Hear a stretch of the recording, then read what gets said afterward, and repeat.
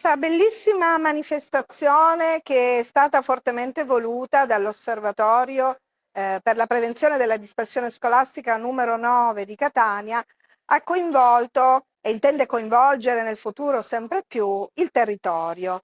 Le scuole si presentano al territorio, le scuole raccontano la loro storia, una storia di lavoro, di impegno, legate alla lotta e al contrasto dell'evasione scolastica.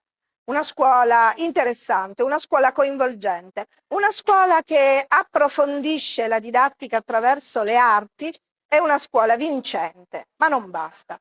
Sul territorio, se la scuola è sola, i risultati di contrasto non possono diventare duraturi. Pertanto le scuole che si sono esibite hanno bisogno e sostegno del territorio, sia le istituzioni, la burocrazia, l'USR, l'USP, sia gli altri enti pubblici che lavorano in collaborazione con le scuole per evitare proprio la dispersione.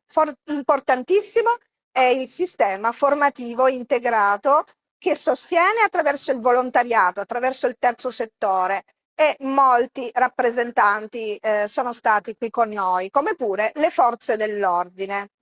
È la terza edizione della nostra manifestazione, la prima si è svolta nel 2019 presso il Turrisi Colonna, la seconda l'anno scorso presso il Comune di Catania, Palazzo della Cultura. Siamo ritornati quest'anno al Turrisi Colonna e ringrazio vivamente la Presidenza per la collaborazione e per aver messo a disposizione i locali.